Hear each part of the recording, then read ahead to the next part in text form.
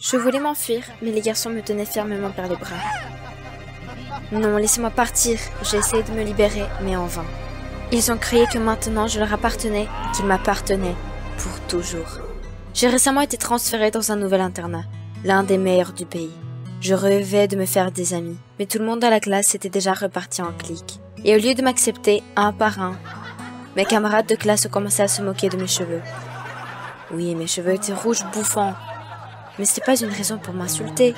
S'il n'y avait pas eu Dean, je ne sais pas comment j'aurais fait face. Lui et moi nous connaissions depuis le CP. Il avait aussi déménagé dans cette ville avec ses parents.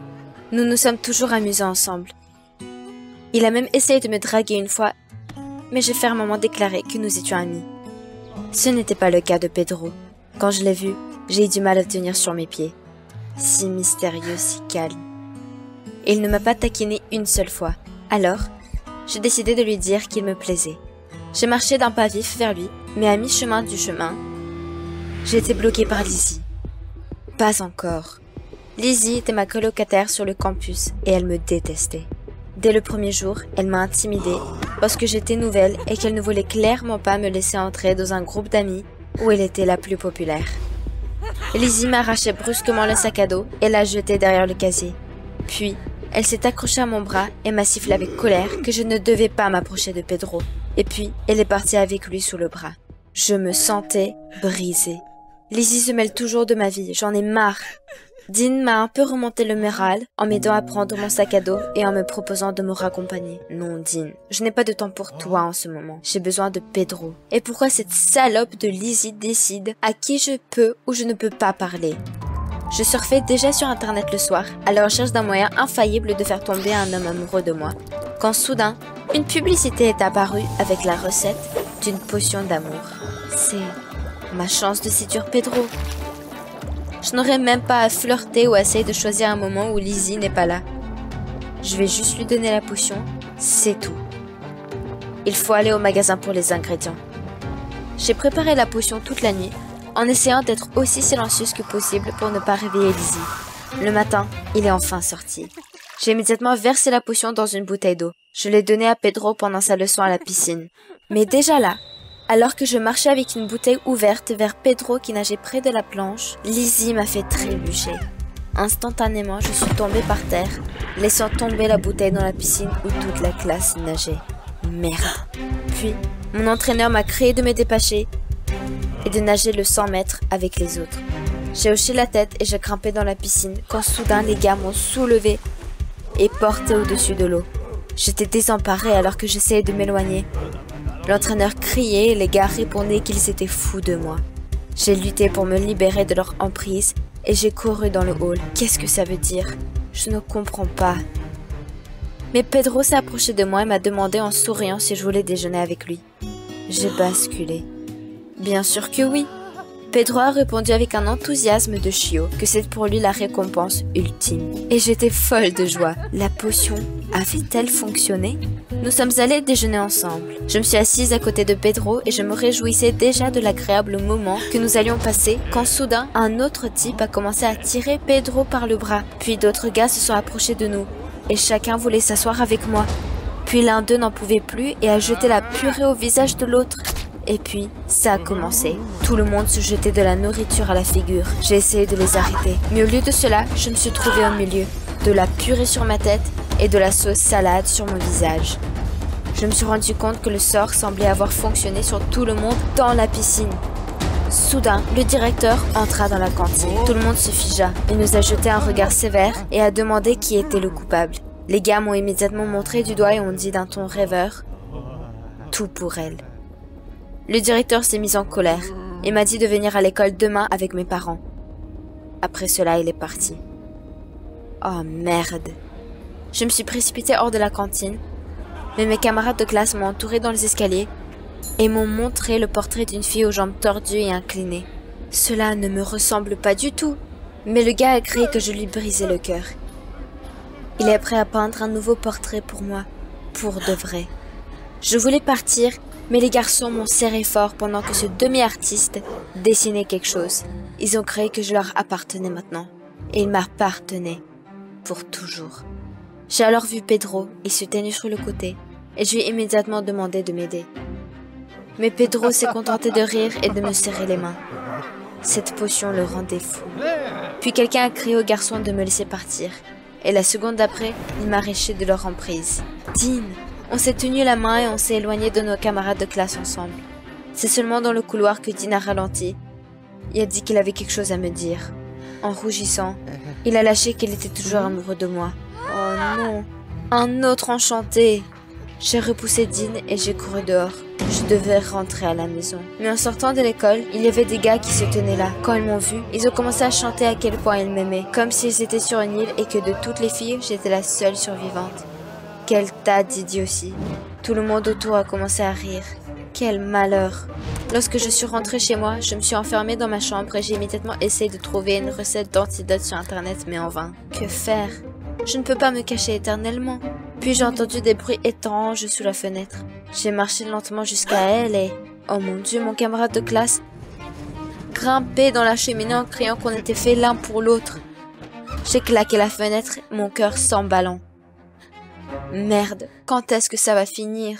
Je ne voulais plus d'amour, juste la tranquillité d'esprit. Je voyais des gars par la fenêtre la nuit. Lizzie était au téléphone toute la nuit. Et elle est partie à l'aube. Et juste après qu'il soit parti, quelqu'un a frappé. Je regardais prudemment par le Judas. Dean était là. Pars, je ne te laisserai pas entrer. Mais alors Dean a créé qu'il n'était pas possédé. Et personne n'était sous le charme. C'était une farce orchestrée par Lydie. Elle m'a vu faire une potion dans la chambre. Alors elle s'était moquée de moi et elle avait convaincu les garçons de le faire. Lizzie a proposé à Dean d'y participer, offrant son amitié et ses relations en échange. Mais il a refusé. J'ai reniflé et ouvert la porte, mais j'étais toujours sur mes gardes. Ce n'est pas possible, car Pedro était certainement fasciné. Il m'appelait à déjeuner et m'a tenu avec tous les autres pendant que le portrait était peint. Mais ensuite, Dean a baissé les yeux et a soupiré. Pedro a été le premier à soutenir le plan de Lydie. C'est lui qui avait eu l'idée de la farce de la nourriture. Pedro, comment as-tu pu faire ça? Dean a dit qu'il ne plaisantait pas en me déclarant son amour. Mes joues ont flambé. Dean, tu as le temps de dire ça. On doit s'occuper de Lydie. Il s'est avéré qu'elle et les garçons allaient finir leur face aujourd'hui et jeter de la peinture sur moi pour se moquer de moi devant toute l'école. Ça m'a rendue furieuse. Pas question. Le lendemain, nous avons entrepris de nous venger. Je me suis cachée près des vestiaires et j'ai attendu que toutes les filles, sauf Lydie, sortent. C'est alors que j'ai fait signe à Dean. Il a immédiatement dit aux garçons que j'étais seule dans le vestiaire. Il était temps d'agir et a éteint les lumières. Les garçons ont couru en criant « Accepte les cadeaux de notre empreinte d'amour !» et ont versé la peinture sur la fille qui se tenait là. Après un cri de colère, les lumières se sont allumées et tout le monde a vu une Lizzie échevelée. Puis j'ai surgi de derrière la couverture et j'ai souri. C'était une bonne farce. Lizzie s'est mise à crier que je serais seule pour toujours. Et que personne ne parlerait après ça, c'est sûr. J'ai rigolé. Je préfère être seule que d'entrer avec des pourris comme vous et votre bande. Je suis sortie de l'école avec Dean. J'ai fini par comprendre qu'aucune personne de la compagnie de Lydie ne méritait mon attention. Et le seul à qui il fallait faire confiance était Dean. Le soir, nous avons convenu de nous revoir pour une discussion à cœur ouvert. Et comment je n'avais pas remarqué avant combien Dean est honnête et noble. Parfois, dans la poursuite de quelque chose d'inaccessible, nous négligeons le bonheur qui est toujours devant nous. Vous avez aimé la vidéo? Abonnez-vous, mettez un like et soutenez la chaîne. Merci. Tout le vol, j'ai pensé au mariage. J'avais tellement hâte d'y être. Je rapportais une robe chère à la maison et mon fiancé m'attendait à l'aéroport. Pensais que j'allais être une épouse bientôt. À cette pensée, j'ai failli pleurer de bonheur. Je suis si sensible. Soudain, j'ai été poussée dans mon siège. Que se passe-t-il? L'avion s'est penché lourdement vers le bas. Oh mon Dieu, sommes-nous en train de tomber? Je me suis réveillée sur une plage abandonnée. En panique, je me suis rapidement vérifiée. Mais je ne pensais pas que j'étais blessée. J'ai regardé autour. Il y avait des rochers avec des grottes et une jungle sauvage. J'avais peur. J'avais très peur des animaux sauvages. Et il n'y avait aucun signe de l'avion nulle part. Mais où était-elle? C'était étrange. J'ai commencé à fouiller mes poches pour trouver mon téléphone. Mais il n'y avait aucun téléphone. Pas de portefeuille. Rien du tout. Comment diable étais-je censée entrer en contact avec mon fiancé? Il m'a demandé toujours rester en contact. Il était probablement inquiet. Quand Craig m'a demandé en mariage, mes parents étaient heureux. La riche héritière a finalement trouvé son prince. Craig me rappelait chaque jour que je devais lui être reconnaissante. Il m'a choisie parmi une centaine de filles. J'étais très inquiète, peur de ne pas répondre à ses attentes. Et maintenant, mon mariage n'était qu'à une semaine. Et j'étais prise au milieu de nulle part. J'espérais trouver quelqu'un. Je me suis promenée sur la plage jusqu'à ce que j'ai remarqué un gars au loin. « Eh oh, je suis ici !» J'ai couru vers lui aussi vite que je l'ai pu pour lui expliquer que nous nous étions écrasés. Peut-être qu'il pourrait m'aider. Le gars ne semblait pas bien me comprendre et me répondait en français cassé, si une beauté comme moi était mariée. Clairement, il essayait juste de me draguer. Heureusement, une fille passait tout près. Elle a demandé quelque chose à l'homme et il quitta. Et il a raison, tu es très jolie. Elle dit soudainement. Oh, allez, je ne porte même pas de maquillage. Craig ne me laisse jamais sortir sans maquillage. La fille répondit que les gars de l'île s'en foutaient pas mal. Il n'y avait que 10 filles en tout sur l'île. Les autres avaient quitté depuis longtemps. J'ai demandé à la jeune fille comment je pouvais atteindre la civilisation. Elle m'a répondu qu'il n'y avait pas de communication, pas de police. Et seul un marin pouvait me ramener sur la terre ferme. J'étais partante, mais elle a dit que cela me coûterait une fortune. Le marin croit que ceux qui veulent vraiment quitter trouveront l'argent. Bien merde, je n'avais pas un sou dans ma poche. Que devrais-je faire? J'étais habituée à vivre dans la prospérité et je n'avais jamais travaillé de ma vie. Mais il semblait que c'est ce que je devais faire sur cette île déserte. Un groupe d'environ 6 gars s'approchait de nous. L'un d'eux nous a adressé la parole. Oh, mais qu'est-ce qu'il veut lui aussi? La fille a ricané, disant qu'il avait un faible pour les belles filles. Les gars auraient tout fait pour nous avoir. Es-tu certaine? Oui, nous sommes en manque ici.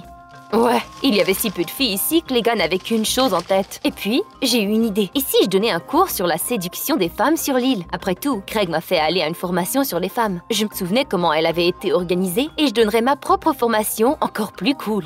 Et grâce au paiement que je me ferais, je pourrais me sortir d'ici en bateau. Mais donner des cours sur la plage n'était pas une idée terrible. Qu'est-ce que les gens d'ici penseraient de moi? J'ai regardé autour de moi, confuse. Toutes les maisons étaient occupées. Mais j'ai aperçu une cave. Oui, c'est vrai, je les avais aperçus sur la plage. Je pourrais donner mes cours dans la cave et en même temps y passer la nuit. J'avais besoin de publicité. J'ai supplié les habitants pour de la peinture et du papier, mais ils m'ont apporté des baies écrasées et des feuilles de papyrus. J'ai dessiné des couples se tenant la main et je les ai collés partout sur l'île. J'espère que les gens du coin vont comprendre de quoi il s'agit et venir quand même à ma formation. Quelques heures ont passé et je suis devenue nerveuse. Vraiment, personne n'allait se pointer? Mais un gars est arrivé. Il parlait bien français, j'étais surprise. Son nom était Rick. Il a dit, comme tout le monde sur cette île, qu'il voulait apprendre à séduire les femmes. Et voulait une semaine de leçons individuelles. Cool, je pourrais me faire assez d'argent pour le bateau et déguerpir. Mais Rick a ajouté qu'il voulait pas juste un cours sur la séduction des femmes, mais un cours sur comment me séduire moi. C'est à ce moment que j'ai été un peu choquée. Wow! Calme-toi, mon gars. J'étais sur le point de le gifler quand j'ai vu une bande de gars se diriger vers ma cave. Oui, ma publicité avait fonctionné. J'ai dit à Rick d'aller se faire foutre. J'étais fiancée et nous allions nous marier dans une semaine. Rick était frustré et il quitta, disant que si je changeais d'avis, je pourrais le retrouver au marché. Il vendait des planches de surf. Je suis passée à ma leçon sur la séduction. J'avais des dessins d'amoureux, des cœurs, quelques mots en français que personne ne semblait comprendre et des gestes. J'étais terriblement gênée de les utiliser. Les machos du coin ont commencé à se moquer de moi, discutant bruyamment de quelque chose. Les gars sont partis, ne me laissant rien. Eh bien, bon débarras. Tout à coup, mon estomac a grondé. Mon Dieu, je n'avais pas mangé depuis 24 heures. Je suis retournée au bungalow et j'ai demandé de la nourriture aux gens du coin. Mais tout le monde a refusé. Bon sang! J'ai vu des toilettes tout près. Rick se tenait près d'elle en me souriant. Parfait. Je me suis approchée de Rick, mine de rien, et je lui ai dit que j'étais prête à commencer nos séances maintenant. Sa première tâche était de me faire un bon dîner. Rick a dit qu'il relèverait le défi sans problème, mais il devait me bander les yeux. J'étais curieuse. D'accord, fais-le. Quelques minutes plus tard, j'ai entendu le son des vagues et je pouvais sentir de l'eau sur mes orteils. Qu'est-ce qui se passe? Puis, Rick a enlevé le bandeau de mes yeux et j'ai réalisé que nous étions sur une planche de surf sur l'océan. Tant pis pour le dîner, j'allais me noyer. Mais Rick m'a aidée et bientôt, je m'amusais à me laisser flotter sur les vagues. Puis, je me suis rappelée de mon fiancé, Craig. Il pensait que le surf, c'était pour les bébés. Pendant ce temps, Rick a pêché du poisson avec un harpon et nous sommes retournés sur la rive. Il a fait griller le poisson sur le charbon avec des herbes fraîches. J'étais bouche bée. C'était délicieux. Je n'avais jamais mangé rien d'aussi bon, même à un restaurant. Mais je ne voulais pas montrer à Rick que j'étais en extase. Je l'ai remercié sèchement et je lui ai dit adieu. Je ne veux pas qu'il se fasse des idées. Il faisait déjà noir et je suis allée dans ma cave pour la nuit. Mais je me suis fait réveiller au milieu de la nuit car j'étais en train de me noyer. Un orage tropical avait commencé et ma cave était inondée. Je suis sortie de là en courant, mais je ne pouvais rien voir. Bientôt, j'ai réalisé que je m'étais aventurée dans la jungle. Mouillée jusqu'aux os, je marchais dans la jungle. Finalement, la pluie a cessé et j'ai pu me reposer un peu. Je me suis assise dans le gazon, épuisée, quand quelque chose a bougé sous moi. J'ai regardé vers le bas et j'ai vu des serpents. Ah! Et puis, Rick est arrivé, il m'a protégée. Immédiatement, il a empoigné un bâton et a frappé le sol avec. Bizarrement, cela a calmé les serpents et ils ont commencé à s'éloigner. Je me demandais comment Rick était arrivé jusqu'ici, mais il a dit qu'il aimait bien faire du surf pendant la nuit. Et il avait entendu mes cris et était couru à ma rescousse. Rick m'a porté dans ses bras et je n'ai pas pu surmonter le choc. Je n'arrêtais pas de penser à comment Rick s'était précipité à mon aide dans la jungle noire. Soudain, je me suis souvenue de mon fiancé Craig. Une fois, j'avais été attaquée par un chien et il s'était enfui.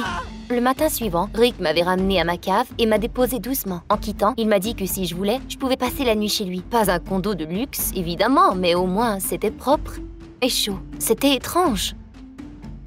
On dirait vraiment que Rick voulait s'occuper de moi. Attends, mais arrête de penser cela. Retrouve tes esprits. Tu as un fiancé qui t'attend. Pour le reste de la semaine, j'ai essayé de rester loin de Rick. Je ne faisais que lui donner des cours. J'avais peur d'avoir de plus en plus de sentiments pour lui et je ne pouvais pas oublier mon mariage. Alors un soir, j'ai décidé de voir combien d'argent je m'étais fait. Il s'avérait que j'avais déjà assez d'argent. J'avais arrêté de compter depuis que j'avais été avec Rick. Ce soir-là, je suis allée voir le marin. Il s'est avéré qu'il avait découvert mon entreprise secrète et avait doublé le prix. Je l'ai supplié de changer d'avis. Lui ai dit que je n'aurais pas le temps de gagner autant d'argent en un jour, mais il avait pris sa décision. Le cœur brisé, je me suis traînée jusqu'à la plage, là où j'ai trouvé Rick. Je lui ai demandé s'il voulait une autre leçon, mais qu'il devrait payer le double du prix. Je m'attendais à ce qu'il dise non, mais j'ai été surprise car il m'a payé et m'a dit qu'il était prêt pour sa prochaine tâche. J'étais confuse et je lui ai dit que s'il me connaissait bien, il saurait de quoi j'avais besoin. Rick a souri et a quitté en direction de la plage. Je l'ai vu en train de nager derrière un rocher. « Rick, qu'est-ce que tu fais? Où es-tu » J'étais inquiète et je suis allée dans l'eau moi aussi pour le retrouver. Puis je l'ai vu apparaître et nager vers moi. « Ah, tu m'as fait peur !» Je l'ai serré très fort. Il sortit un coquillage en forme de cœur de derrière son dos. Rick m'a dit tout doucement qu'il l'avait trouvé au fond de l'océan et puis il prit ma main. Il a dit qu'il aimerait pouvoir me voir à chaque jour.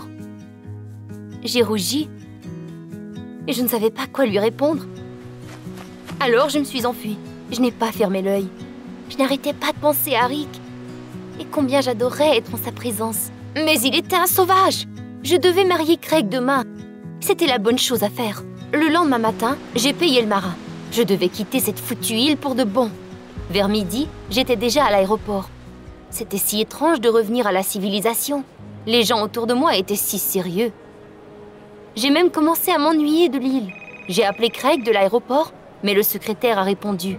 Il m'a acheté un billet, car Craig était trop occupé à essayer un smoking. Quelques heures plus tard, j'étais de retour à la maison et j'essayais de ne pas trop penser à Rick et combien j'aimais être près de lui. Les invités étaient déjà arrivés quand j'ai vu Craig. Mais quand il m'a aperçu, il était furieux. Il a dit que je n'avais aucun droit de disparaître de la sorte pendant une semaine et que j'avais l'air atroce. J'ai commencé à tout raconter à Craig, l'accident d'avion et tout, mais il ne m'écoutait pas. Il a sèchement ordonné que je me prépare pour la cérémonie. Il ne se souciait pas d'où j'avais été. Tant que nous avions l'air parfait pour aujourd'hui. J'ai éclaté en sanglots. Craig se fichait complètement de moi. Il voulait seulement maintenir notre apparence parfaite. J'ai glissé ma main dans ma poche, puis j'ai senti le coquillage de Rick. Mon cœur était en miettes. J'ai couru à ma chambre, j'ai pris toutes mes économies pour la lune de miel, je suis sortie de la maison et me suis rendue à l'aéroport. J'ai acheté un billet de retour et le soir venu, j'étais de retour sur l'île. J'ai cherché partout, mais Rick n'était nulle part. J'ai regardé vers l'océan, le soleil se couchait et Rick flottait vers moi sur une planche. J'ai couru à sa rencontre et nous nous sommes enlacés dans l'eau. Puis, j'ai réalisé que Rick avait finalement atteint son but. J'étais vraiment tombée amoureuse.